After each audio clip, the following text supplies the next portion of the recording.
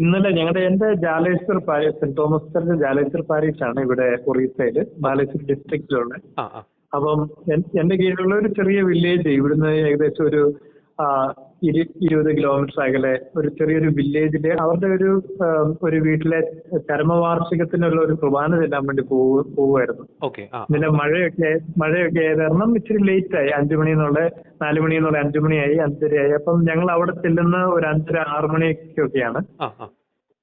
അവിടെ അധികം ഫാമിലീസ് ഒന്നുമില്ല, ഒരു 9 ഫാമിലീസ് ആണ് നമ്മുടെ ക്രിസ്ത്യൻ ഫാമിലീസ് ഉള്ളത്. അപ്പൊ അതിലൊരു വീട്ടിലായിരുന്നു ഈ കുർബാന നടത്തണ്ടേ. അപ്പം ഇപ്പം ഈ പാടത്ത് നമ്മുടെ ഈ ഞാറ് നടുന്ന സമയമാണ്.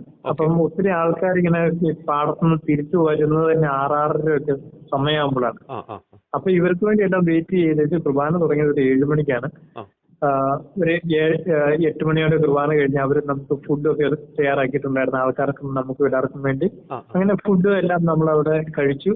ഒരു 9 മണിയൊക്കെ ആയപ്പോഴാണ് നമ്മൾ അവിടുന്ന് പോരുന്നത്. ആ വില്ലേജിൽ നിന്ന് ഇറങ്ങി ഒരു കിലോമീറ്ററോളം, ഒരു 1.5 കിലോമീറ്ററോളം ഒരു ചെറിയൊരു നാരോ റോഡാണ്, ഒരു ഫോറസ്റ്റ് ഏരിയ ആണ്. ആൾക്കാരും വെളിച്ചൊന്നും ഇല്ലാത്ത സ്ഥലമാണ്. അപ്പം ഞങ്ങള് അവിടുന്ന് വണ്ടിയിൽ ഇറങ്ങി പോരാൻ നേരത്ത് തന്നെ 2-3 ബൈക്കൊക്കെ അങ്ങോട്ടും ഇങ്ങോട്ടും പോകുന്നിടത്ത് ഞങ്ങൾക്കൊരു സംശയം തോന്നിയിട്ട് അവിടുത്തെ വില്ലേജിലെ ആൾക്കാരെ തന്നെ പറഞ്ഞു ഇങ്ങനെ എന്തോ ഒരു തോന്നുന്നുണ്ട്, ആരൊക്കെയോ മുമ്പിലുണ്ടെന്നുള്ള രീതിയിൽ. അപ്പൊ അവരും നമ്മുടെ കൂടെ പതുക്കെ ഒരു 500 മീറ്ററോളം വന്നു. അപ്പം ഇവിടെ എല്ലാവരും ഒരു 10-50 പേര് നമുക്ക് വെയിറ്റ് ചെയ്ത് നിൽപ്പുണ്ടായിരുന്നു. പിന്നെ അവര് മുമ്പിൽ പോയ ഞങ്ങളുടെ കാറ്റക്കിസ്റ്റ് ബൈക്കിലായിരുന്നു. അപ്പൊ അവനെ തടഞ്ഞു നിർത്തിയിട്ട് ഈ രാത്രി നീ ഇവിടെ എന്തിനാണ് മതപരിവർത്തനത്തിന് വേണ്ടി പറഞ്ഞത്, എന്താണ്?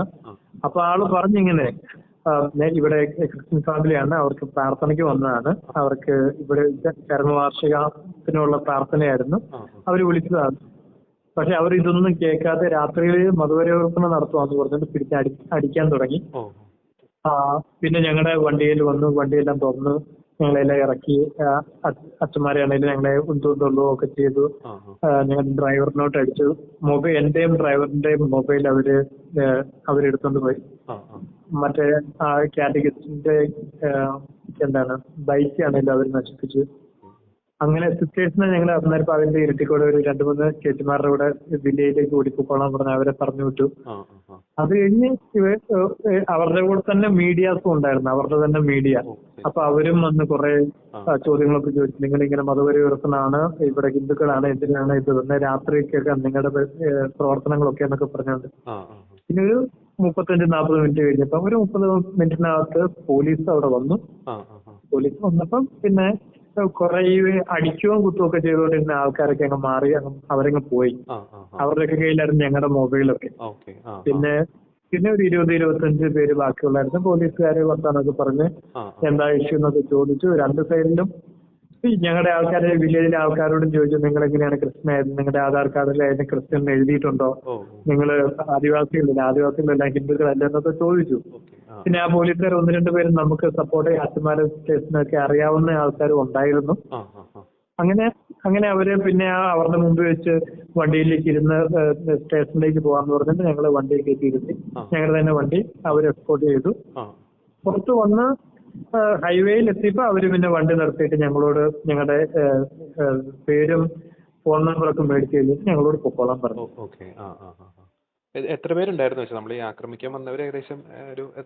അവര് ഏകദേശം ഒരു 60-80 പേരുണ്ടായിരുന്നു തുടക്കത്തിൽ. പോലീസൊക്കെ വന്നപ്പം കുറെ പേര് ഓടി പോയി. പിന്നെ ബാക്കി ഒരു 30-35 പേരുണ്ടായിരുന്നു. പോലീസിനെ വിളിച്ചത് നമ്മളാണോ?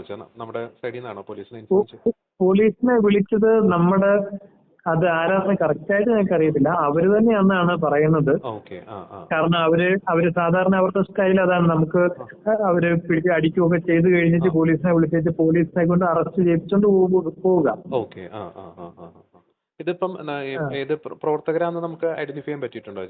ഏത് സംഘടനയിൽപ്പെട്ടവരാണെന്നുള്ളത് ഐ എം നോട്ട് ഷുവർ. പക്ഷെ ബജ്റംഗ് ദൾ ഗ്രൂപ്പ് അവര് തന്നെ പറയുന്നുണ്ട് ഇപ്പം BJD അല്ല ഭരിക്കുന്നത്, ഇപ്പൊ ഞങ്ങള് BJP ഭരിക്കുന്നതാണ്. അപ്പൊ BJPക്കാരാണ്.